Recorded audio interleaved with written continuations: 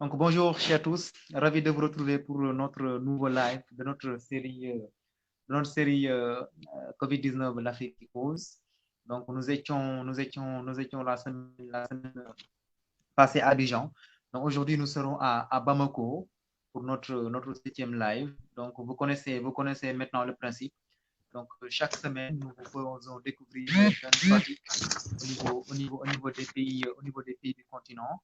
Donc, en termes de management, en termes d'innovation, mais également en termes de prévention, des mesures préventives pour lutter contre le coronavirus et protéger les collaborateurs. Donc, comme je vous l'ai dit tout à l'heure, aujourd'hui, nous sommes à Bamako avec le docteur Garango. Bonjour, docteur. Bonjour, Monsieur Eliman. Ok, j'espère que tout va bien à Bamako. Allô? Alors, bonjour, docteur, vous m'entendez? Oui, je vous entends, je vous entends. Bonjour, Monsieur Eliman. Voilà, donc je dis, tout se passe bien à Bamako, j'espère. Oui, ça va, vraiment, ça va, tout se passe bien. Et on était à une période de chaleur épouvantable. Il commence à Oui, pleuvoir maintenant. Donc, sinon, oui. ça va, le climat est doux maintenant. Ok, vous avez du beau soleil. Ah oui, ok. On a du beau soleil maintenant, oui. Vous avez du beau soleil, super. Oui, oui, oui, bien. Donc voilà, donc comme je vous l'ai dit, aujourd'hui nous sommes à Bamako avec le docteur Garango Oui, Al-Hassan, qui est médecin du oui, travail, chef du cabinet médical de EDM-SA et de SOMAGEP oui, SA à Bamako oui, au niveau du Mali. Donc je ne serai pas oui. seul aujourd'hui parce que ma collègue Yacine Dramé nous rejoindra d'un moment à l'autre, Ok, le temps qu'elle s'installe. Je vais juste poser la ok. première question à M. Garango concernant aujourd'hui l'état l'état des lieux par rapport à l'évolution du Covid-19 au Mali. Aujourd'hui, est-ce qu'on peut avoir l'état des lieux? Ok, merci beaucoup, Monsieur Eliman. Merci pour l'invitation. Et comme vous le savez, nous sommes tous confrontés à cette pandémie de Covid-19. Et Oui, surtout nous, les entreprises, nous ne sommes pas écartés, on est affectés également. Et mhm, présentement au mhm, Mali, l'évolution oui, des Covid-19 est oui, sous contrôle, je dirais, parce qu'on oui, a, c'est-à-dire qu'on a des cas recensés. mhm, Les oui, statistiques d'aujourd'hui, je ne l'ai pas d'abord. Je ne l'ai pas parce qu'on a oui, les statistiques généralement dans les après-midi, c'est vers 14h, oui, 15h. Je pensais oui, l'avoir avant votre communication. Donc, pour l'instant, oui, la situation n'est pas aussi alarmante. Donc, oui. on a à peu près 900 cas de Oui. positivité. Donc, Ok, avec plus de 600 cas de guérison. ok, Donc, nous sommes à ce stade présentement au Mali. Bien. ok. C'est pas mal. Vous avez 900 cas et actuellement vous êtes à 600 guérisons, c'est ça? C'est bien ça? Ouais, ouais, 900 cas à peu près de positivité. Mhm. Ok, et 600 guérisons en tout. Oui, oui, bien. Ok, ok. C'est pas mal comme stat. Oui, Donc maintenant nous allons entrer dans le vif du sujet, docteur Garango. ok, Aujourd'hui, oui, la pandémie de Covid-19 affecte particulièrement les entreprises. Il y a pas mal oui. d'entreprises qui ont pris des mesures préventives pour préserver la santé de leurs collaborateurs. À votre niveau, Oui. quelles sont les mesures que vous avez mises en place pour que vos collaborateurs soient protégés contre cette pandémie? Ok, ok. Merci pour votre question. C'est-à-dire que nous sommes, moi je suis médecin du travail et je suis chef de service des services médicaux inter-entreprises. C'est-à-dire que nous avons notre service de santé et gère et la société énergie du Mali, la société d'électricité Oui, et la société de gestion de l'eau potable, la société d'eau du Mali. Donc, oui, chaque entreprise, l'entreprise EDEM oui, couvre à peu près, emploie à peu près 2500 agents et la oui, société d'eau emploie à peu oui.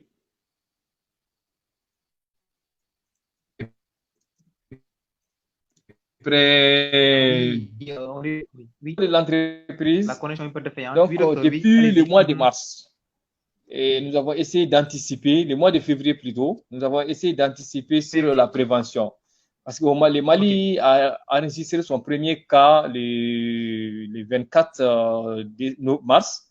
Donc, depuis février, nous avons mis en place un plan d'action de prévention COVID au niveau de toutes les entreprises. Donc, et dans l'élaboration de ces plans d'action, nous avons prévu des kits de lavage des mains, des mesures de protection individuelle et collective en quelque sorte. Donc, ces mesures ont été mises en exécution dès la validation de ces plans d'action.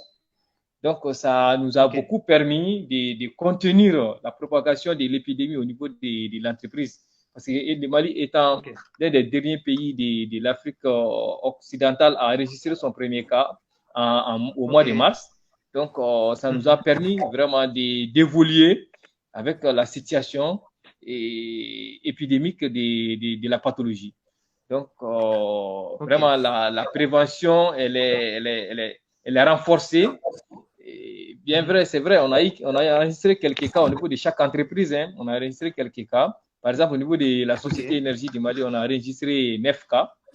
Et un cas de décès. Et tous les autres ont été guéris. Au niveau de la Société d'eau, on a enregistré à peu près 2 cas. Et tous ces cas aussi, ces 2 cas sont guéris également. Donc, avec la situation, nous avons renforcé les mesures de prévention, au niveau de chaque entreprise. Et pour cela, l'élément clé de cette prévention a été surtout les ports des masques, les ports des masques de protection que nous avons exigés au niveau de tous les sites de l'entreprise. Donc, personne n'a accès à un site de l'entreprise sans masque de protection. Donc, ça, c'est vraiment des mesures qu'on a mis en place de façon rigoureuse. Et la prise de température, tout s'est découplé au lavage des mains à l'entrée. Donc, ça, c'est vraiment des mesures qu'on a renforcées. Maintenant, par rapport à la distanciation, nous avons réduit le nombre de salariés au niveau de chaque entreprise. L'objectif demandé dans notre plan d'action est la réduction jusqu'à 30% des travailleurs. Donc, il y a certains qui ont été mis en télétravail, d'autres ont été mis en congé de confinement. Donc, vraiment, nous avons fait une grande réduction du nombre de salariés au niveau de chaque entité des entreprises. Donc, nous sommes à 30% de réduction au niveau de chaque entreprise du nombre de salariés. Donc, ça nous a vraiment permis de souffler par rapport à la distanciation. C'est important ce que vous dites. Donc, j'en profite pour souhaiter la bienvenue à ma collègue Yacine Dramé qui nous a rejoint dans cette discussion. Donc, bonjour et bienvenue Yacine. Merci beaucoup Eliman. Bonjour. Docteur Garando, bonjour. Bonjour madame. Vous m'entendez? Bien, ça va, bienvenue. Du côté du Mali, merci beaucoup. Bienvenue. Merci. Alors, je vous ai suivi, docteur, comme quoi il y a eu pas mal de réaménagements administratifs. Et c'est bien en allant des gestes barrières, la façon de se comporter et tout ce qui s'ensuit. Oui. Voilà, merci, j'ai suivi sur ce point. Eliman. Absolument, tout à fait.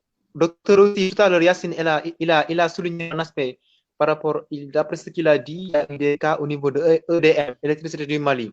Comment vous avez su gérer ces cas et est-ce qu'il y a eu des dispositifs pour mettre en quarantaine une partie des collaborateurs pour les préserver? Exactement. Comment vous avez géré ces cas et le reste des collaborateurs?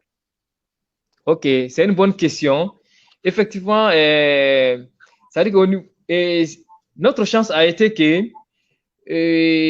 au niveau de la société d'électricité, les 9 cas qui ont été enregistrés, il y a 4 administrateurs et puis 5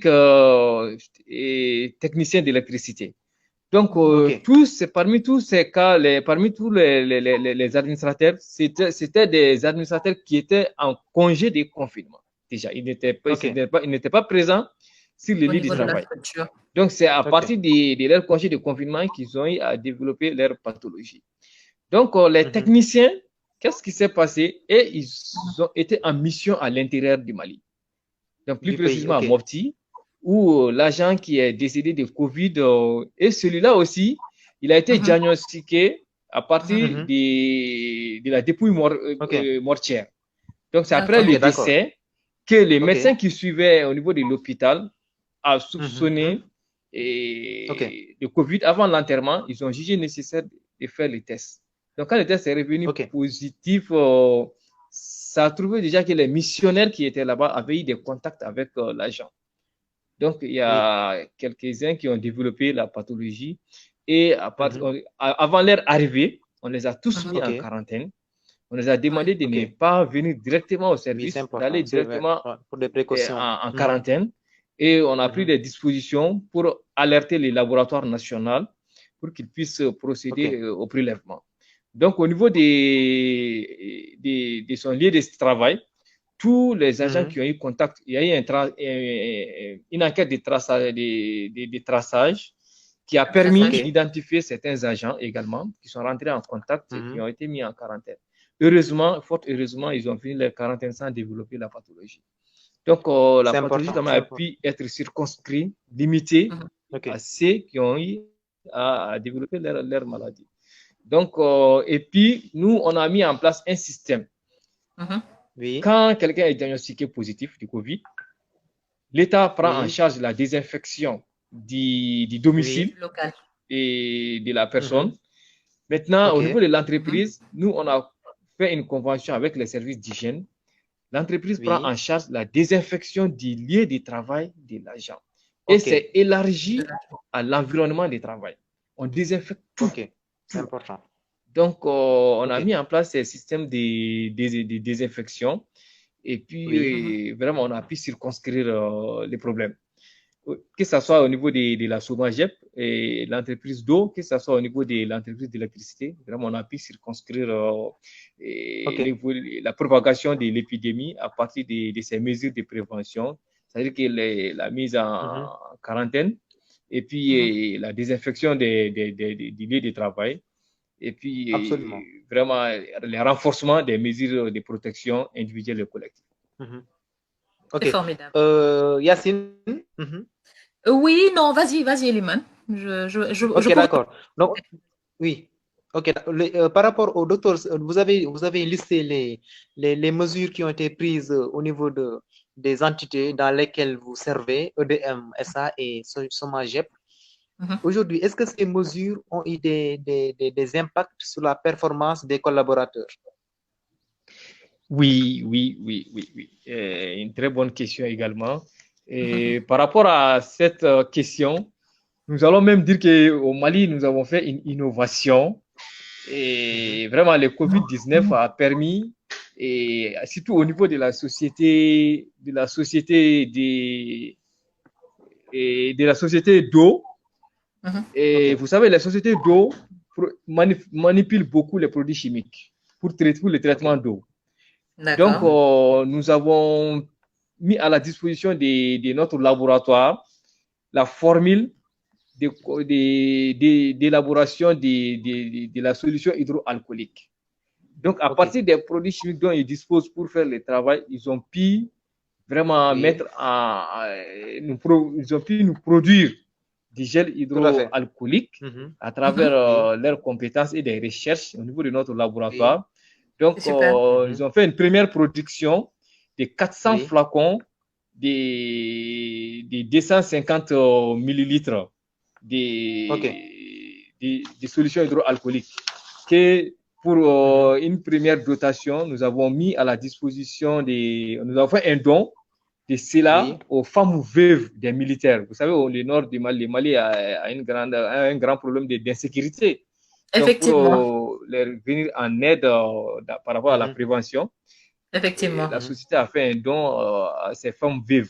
Maintenant, la deuxième production a été effective. Donc, on est en train de mettre ça à la disposition des agents. Les agents et leurs familles et leurs ayants droit pour vraiment une meilleure protection. Donc, vraiment, ça, c'est une performance des collaborateurs. Et puis, malgré la situation d'épidémie et la réduction du nombre de travailleurs sur les lieux de travail et la libération des stagiaires. Donc, vous savez, on est aussi à une période de canicule. Et il y a des délaissages, c'est les moments de pointe. Malgré tout, au niveau de la société d'électricité, le peu des techniciens qui sont sur le terrain vraiment parviennent à mouiller les maillots pour faire face à ces problèmes de délaissage. Même avant-hier soir, on a passé toute la nuit pratiquement à assister notre équipe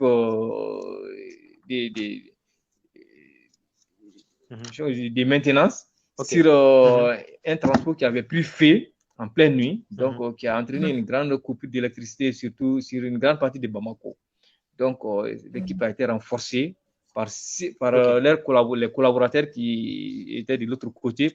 On a les deux rives, la rive droite et la rive gauche.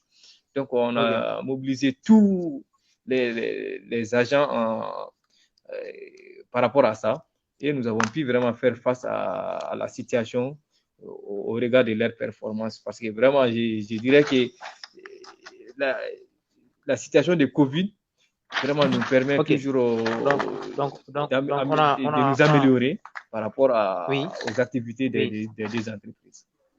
Oui, donc on a compris que le Covid-19 n'a pas des impacts négatifs en général sur vos collaborateurs.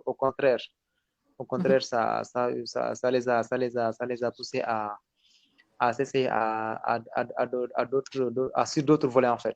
Donc pour ceux qui viennent de nous prendre en cours, donc je rappelle que nous sommes en live aujourd'hui à Bamako avec Dr Garango Al-Hassan, donc qui est médecin du travail, mais également chef du cabinet médical EDM SA et Somagep SA au Mali. Donc, docteur Yacine, tu as une question? Bon, je vais juste peut-être rebondir sur, suivant la question de Monsieur Gay. Je ne sais pas si tu avais l'intention de la citer tout de suite, mais au cours de votre développement tout à l'heure, docteur, vous avez parlé justement de cette instabilité au Mali. Alors, Monsieur Gay, en fait, c'est une question qui me venait à l'esprit. Il demande, le Mali est en proie à des menaces terroristes depuis de longues années. Comment faites-vous face à cela en cette période de pandémie, avec des mesures de protection dans les zones justement qui sont perturbées? Vous avez commencé à y répondre, je pense. Donc, ce serait juste... Oui. Ah oui.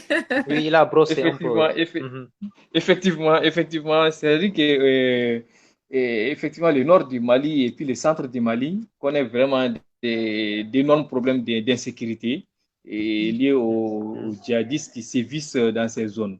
Donc, par rapport à ça, l'État malien n'a pas croisé les bras. L'État malien a renforcé sa ceinture, a mis en place une ceinture sanitaire au niveau de ces régions touchées par l'insécurité. Donc, malgré la situation d'insécurité, l'État malien a vraiment déployé sur le terrain les agents de santé, au niveau des centres de santé, et a mis à disposition de la population les moyens des mesures de prévention. Donc, vraiment, c'est vraiment quelque chose qui est salutaire au niveau de nos gouvernants. Ça a été vraiment une fierté parce que dans ces zones, vraiment, Dieu merci, il n'y a pas une grande propagation de l'épidémie. C'est des zones qui n'enregistrent pratiquement pas de cas. Donc, la grande majorité des cas enregistrés sont concentrés vers le sud et à Bamako.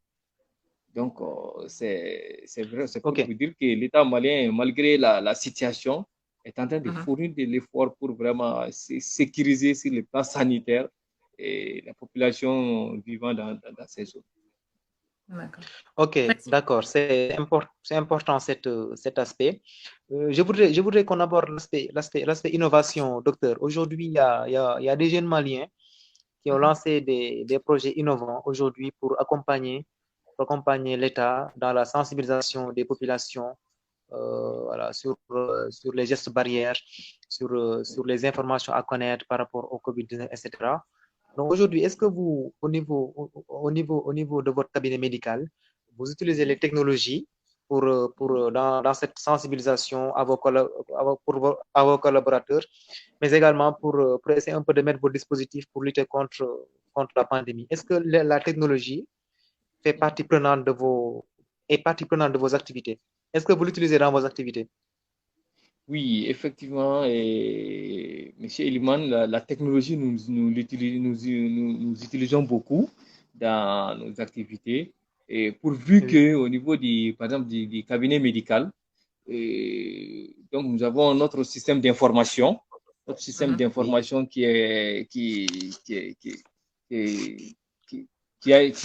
c'est-à-dire c'est-à-dire que la société Énergie du Mali a son système d'information propre à lui. La société Oui. d'eau a son propre système d'information propre à lui. Mhm. Mais les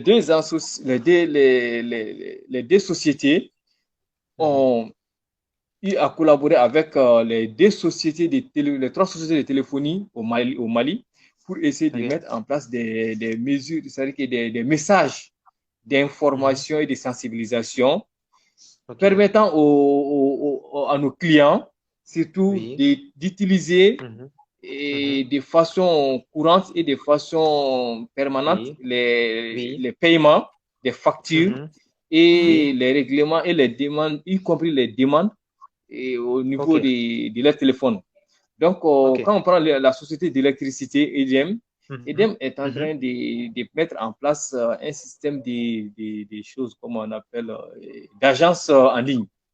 D'agences en ligne pour diminuer la fréquentation des agences par les clients par rapport aux demandes des compteurs, par rapport au paiement des factures. Donc, les clients vont seulement sur en ligne et pourront effectuer tout ce qu'ils veulent faire, tout ce qu'ils veulent demander, des réclamations, des paiements, les demandes des compteurs. Donc, ils pourront tout faire ça en ligne.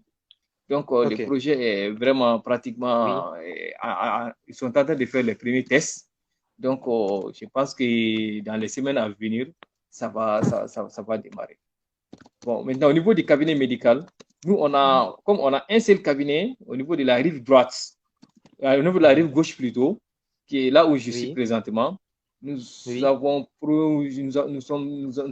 est en train d'installer un cabinet annexe fait sur la base des conteneurs. Il y a une société française au Mali qui est en train de nous confectionner des conteneurs. Et donc, à partir de ces conteneurs, on est en train d'installer un système de télémédecine à partir d'ici, des cabinets mères. Nous allons, les médecins prestataires et les médecins traitants qui sont là vont pouvoir communiquer avec les cabinets annexes. Donc, les imageries, c'est-à-dire que les radiographies et autres, c'est-à-dire qu'ils vont être partagées entre nous deux et pour qu'on puisse discuter et puis donner des avis par rapport à telle ou telle pathologie. Donc, ça, c'est vraiment des choses que nous sommes en train de bénéficier au niveau de l'entreprise. Bon, ça, c'est dans les cas particuliers. Dans les cas généraux au niveau du Mali, il y a un jeune Malien qui est vraiment bien dans l'élaboration des drones. Il confectionne des drones. Donc, il a mis à disposition de l'État son savoir-faire. Il a conçu des drones équipés de haut-parleurs. Donc, au niveau des marchés hebdomadaires, donc, pour la sensibilisation, ces drones sont utilisés, pour faire passer des messages de sensibilisation et de sensibilisation et d'information par rapport au COVID-19. D'accord. Yacine, tu as une question? Je vais en profiter, excuse-moi Eliman, puisqu'on est dans le digital. Alors, docteur, pensez-vous qu'à ce stade, déjà, je pense que COVID était une porte pour montrer que la médecine aussi peut se diriger au digital. Bon, c'était déjà amorcé en Asie et un peu partout dans le monde. Maintenant, pensez-vous que l'Afrique aura sa partition à jouer dedans? C'est-à-dire, est-ce que l'Afrique, ne serait-ce que de copier certains gadgets ou en tout cas innover dans le monde de la santé, l'Afrique pourrait être à la hauteur et créer certaines petites choses. Oui, je pense que vraiment, devant cette situation de pandémie, Et là, les Africains sont en train de prouver que vraiment, ils ont un savoir-faire. Un savoir-faire, ne reste que sur les plans, bon, je dirais entre guillemets, sur les plans médicaux, là, les Africains sont en train de proposer au monde des solutions, c'est-à-dire que des traitements. Donc, pourquoi pas des solutions informatiques pour pouvoir améliorer les systèmes de travail dans nos entreprises. Parce que vous voyez, le télétravail, c'est quelque chose que nous connaissions, on ne connaissait pas dans les temps. Nous, vraiment, le télétravail, c'était des choses qu'on voyait à la télé, chez les Européens. Absolument. On pensait que c'est quelque chose qui, effectivement, on pensait que c'est quelque chose qui est diabolique, entre guillemets. Mais nous, présentement, au niveau de notre entreprise, par exemple, notre comité de crise se réunit tous les jours à 10 heures. 30 minutes de réunion pour faire l'état des lieux par rapport au Covid et par rapport à la situation dans l'entreprise. Tout est fait sur visioconférence. Donc, on a mis des machines à disposition de tous les cadres qui sont dans ce comité. Et au niveau des agents qui doivent faire le télétravail, on peut avoir des connexions à partir de leur domicile. Et même tout de suite, moi, de mon bureau, je peux me connecter tout de suite et communiquer et discuter avec un de mes agents qui sont en télétravail ou bien un des directeurs qui est en télétravail. Donc, c'est vraiment, je dirais que l'Afrique, c'est une situation qui nous a permis d'avoir une évolution par rapport au plan technologique. C'est important. C'est important. Oui, c'est important. C'est important. Comme je pense qu'on est plein dedans sur l'aspect digital. Donc, je vous propose qu'on fasse un break de quelques secondes. Donc, on va proposer à nos téléspectateurs une vidéo de 1 à 2 minutes pour voir au Mali comment des drones sont utilisés aujourd'hui pour sensibiliser les populations contre la pandémie. Donc, la vidéo sera prête dans quelques secondes pour voir l'expérience d'utilisation des drones dans la sensibilisation des populations au Mali. Ok. Dans la lutte contre la maladie à coronavirus, ils sont nombreux les Maliens de toutes les couches à multiplier les astuces pour venir à bout de la pandémie. Chansons, films, conception de matériaux de protection sont entre autres les initiatives entreprises. Cependant, ils sont des milliers de Maliens à ne pas avoir accès aux mass médias tels la télé et la radio. C'est pour pallier à cela que Moussa Zeguediara a mis au point un drone crieur public destiné à distiller les messages de sensibilisation dans les marchés de Bamako. Cette innovation est le rejeton de ce que nous avons remarqué un peu sur les réseaux sociaux. Quand vous voyez les zones rurales du Mali, beaucoup d'entre elles, en tout cas les populations qui sont là-bas, n'ont pas accès souvent ni à la télé ni à la radio.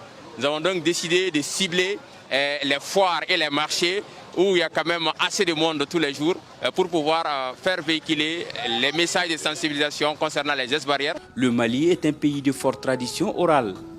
Certains messages sont véhiculés par les griots à l'aide d'un tambour. Mais mesures de distanciation obligent, le drone crieur public vient de pallier ce vide. Il espère vulgariser cette méthode dans les zones reculées du Mali. Par exemple, à un moment, quand le gouvernement malien a parlé, en tout cas, des mesures par rapport au coût de l'électricité, il y a eu plusieurs interprétations. Donc nous essayons maintenant d'expliquer cela dans les différentes langues nationales. Si on est par exemple dans un milieu où on parle le bambara, le message est enregistré en bambara. Si c'est dans un milieu soninké, c'est en soninké. Si c'est dans un milieu sonrei, voilà. Avec environ 700 cas au 9 mai 2020, les innovations se multiplient pour faire plier cette pandémie qui a fait 37 décès depuis son apparition au Mali le 25 mars 2020. Eliman? Oui, retour sur le plateau pour débriefer un peu. Donc, docteur, vous avez vu un peu comment les drones sont utilisés aujourd'hui au Mali pour lutter contre le Covid-19. Donc, qu'est-ce que cela vous inspire, ces innovations? Ok. Pour répondre à votre question, je dirais bravo à M. Diarra. Ce jeune Malien, je l'ai connu. Et l'année dernière, on s'est retrouvé à Niamey lors d'un congrès de médecine du travail. Donc, il est parti présenter ses drones, voilà, son travail, vraiment qui a été très bien félicité par le gouvernement nigérien et puis tous les participants qui étaient sur place. Il y avait plus il y avait plus de 22 nationalités qui étaient sur place par rapport à ce congrès. Donc, effectivement, cette technologie a vraiment été quelque chose de très contributif par rapport à la campagne de sensibilisation, comme je l'ai dit dans mes propos. Donc, ça a permis à beaucoup de gens d'avoir des informations, surtout au niveau des marchés hebdomadaires. Parce que vous savez, le Mali, c'est un pays à majorité illettrée. Donc, les gens ne sont pas instruits. Donc, une grande partie de la population n'est pas instruite. Donc, les messages en bambara et en langue nationale, diffusés. Voilà, donc à partir des appareils pareils. D'abord, les gens sont curieux de voir l'appareil. Ils sont attirés par ça. Et les messages qui passent, ça les fascine. C'est cette curiosité.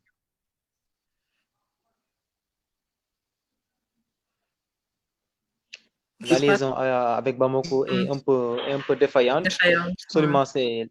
Il évoque Yacine, oui, c'est bon maintenant. Oui. Ok, oui, c'est bon. Donc, oui, docteur.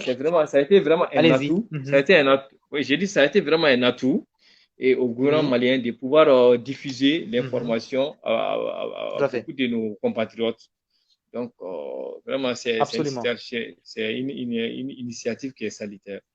Et je souhaite que ça soit pérennisé et que l'État puisse aider ces jeunes à multiplier ces actions au niveau de tout le territoire national. Effectivement, docteur.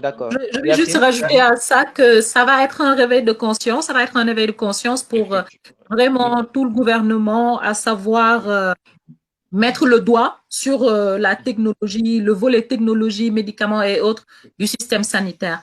Comme quoi, la jeunesse africaine, qu'elle soit du monde médical ou pas du tout médical, a son mot à dire pour la santé de toute une population.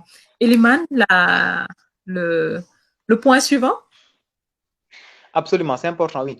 Docteur, aujourd'hui, au Mali, vous êtes en confinement ou bien en mode de confinement? Oui, donc on est en mode de confinement. On était en confinement, il y avait le couvre-feu, tout ça, mais le couvre-feu a été levé. Donc on est en mode déconfinement, mais les entreprises n'ont pas baissé les bras, les entreprises, même les services publics, parce que les messages de l'État a passé pour nous demander de renforcer toujours les mesures de prévention et de diminuer toujours le nombre de salariés au niveau des entreprises et des lieux de travail. Ok, d'accord. Donc, on a compris que vous avez opté pour une continuité des activités, donc en lieu et place du confinement pur et dur.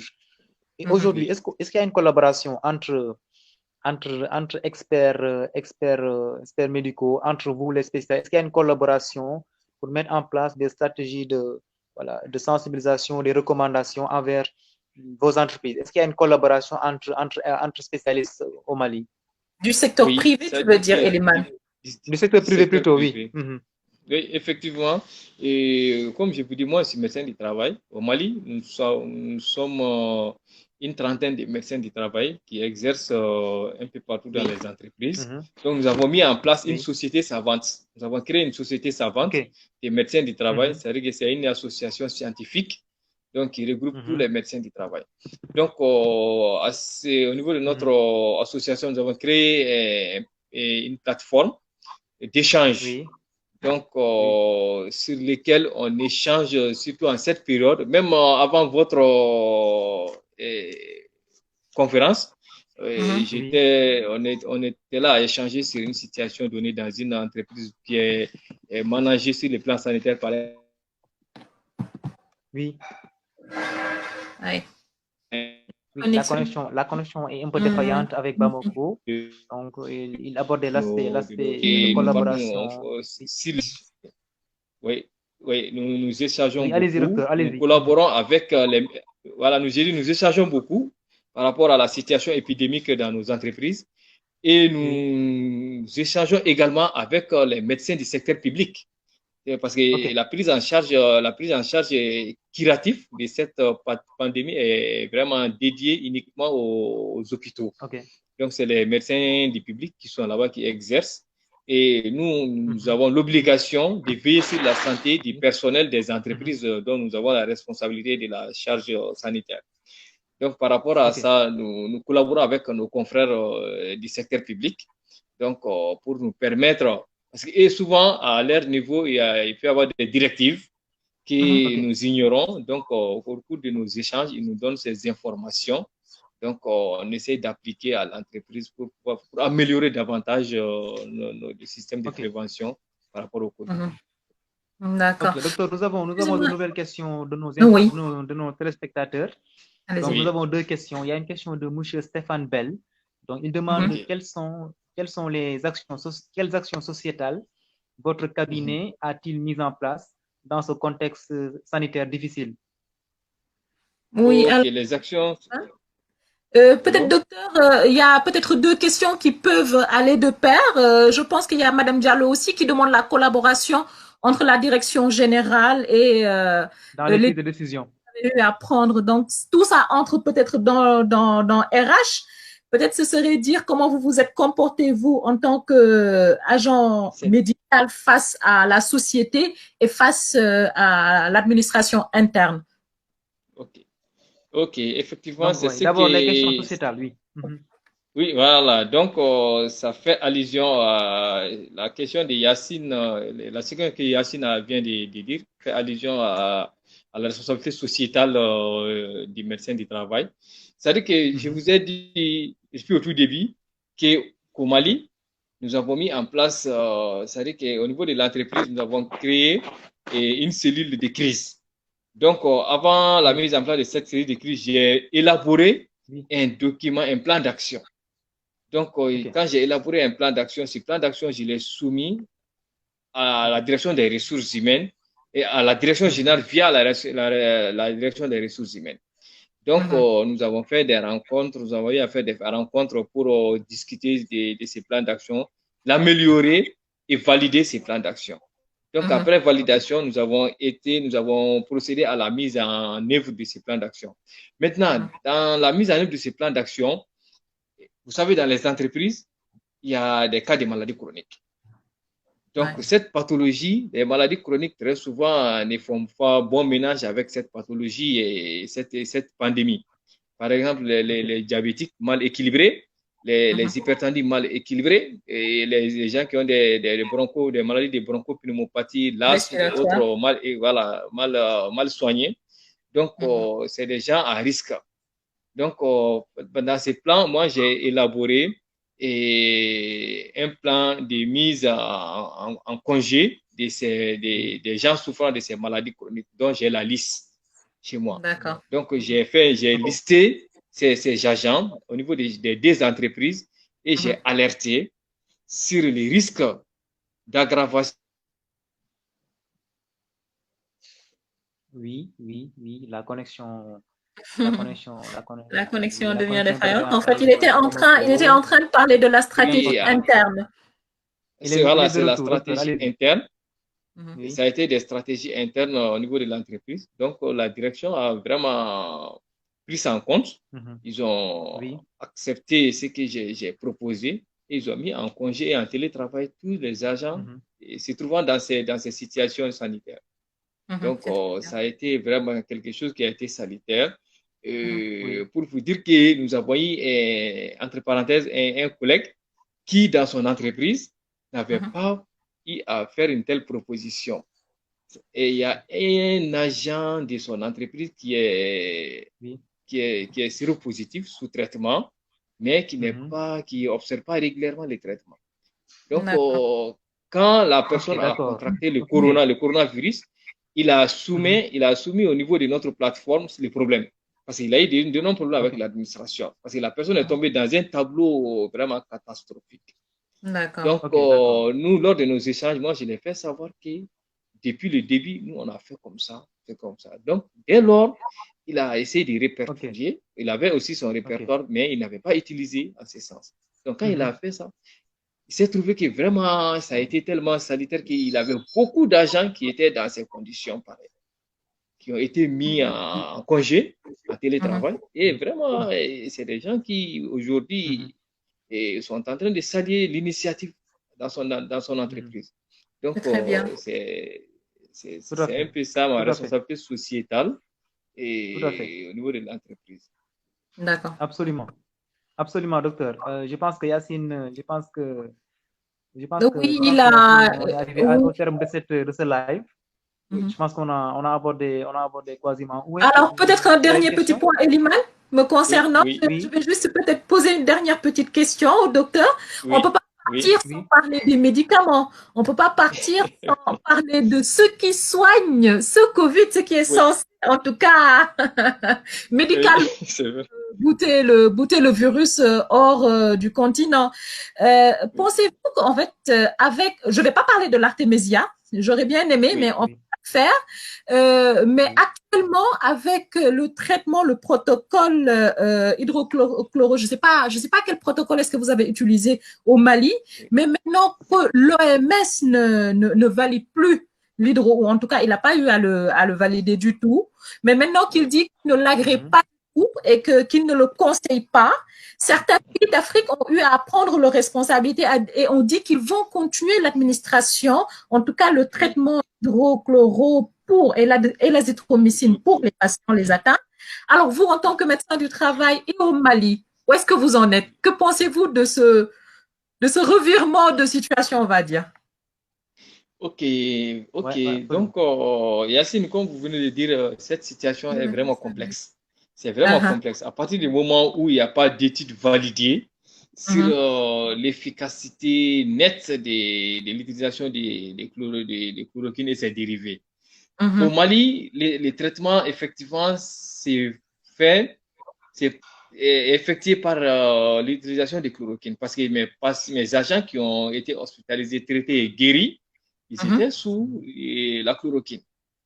Donc maintenant, actuellement, avec cette nouvelle situation qui vient de proposer l'OMS sur l'arrêt des chloroquines, je n'ai vraiment pas d'informations scientifiques au niveau des centres de prise en charge si ça a été arrêté ou pas. Parce que présentement, je n'ai aucun agent sous traitement au niveau des centres de prise en charge.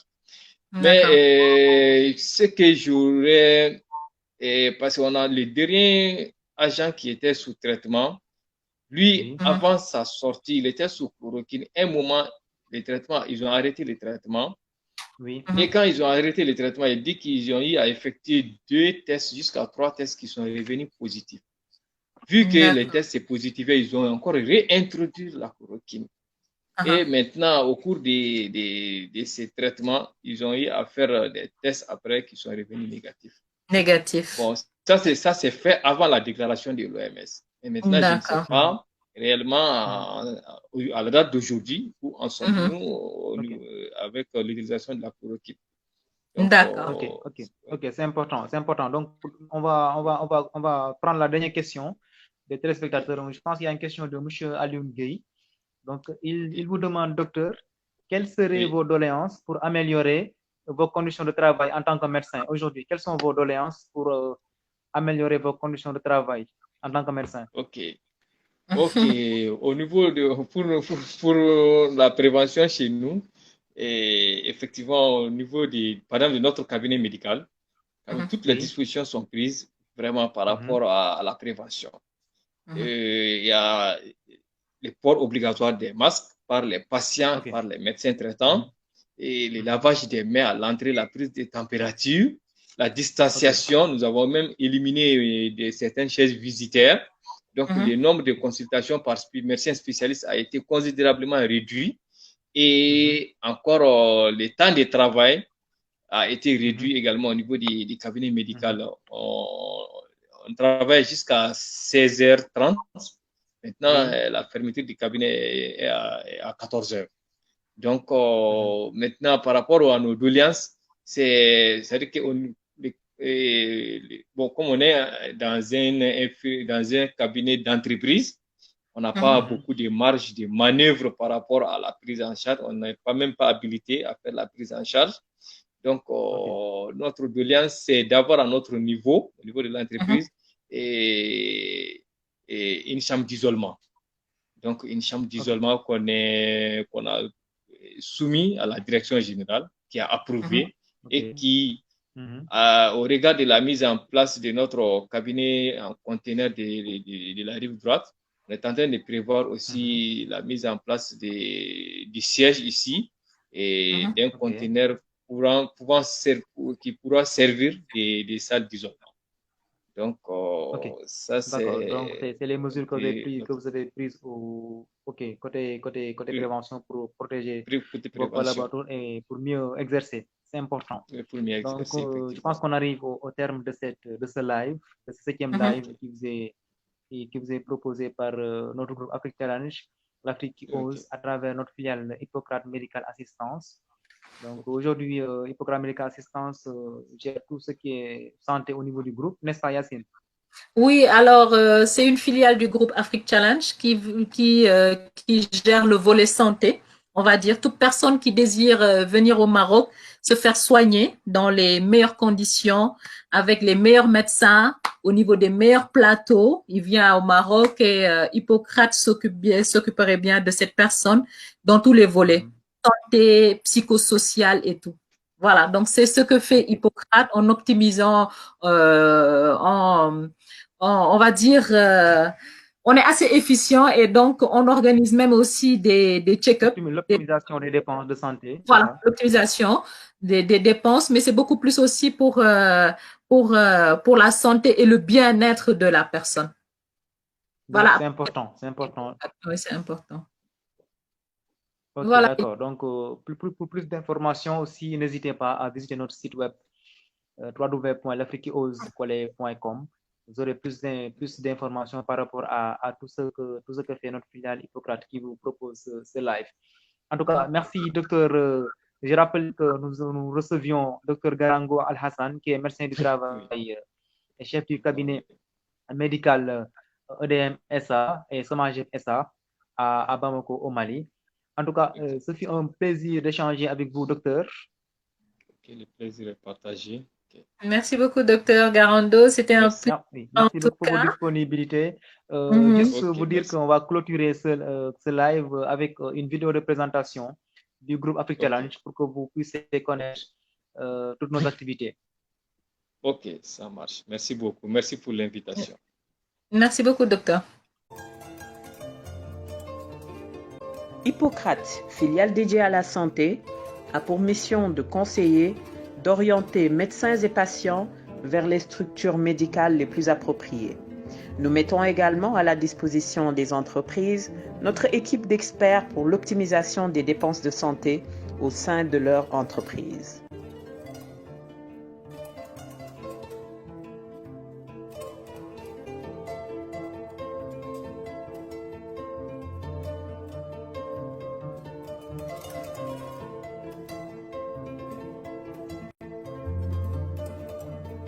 Afrique Challenge, l'Afrique qui ose.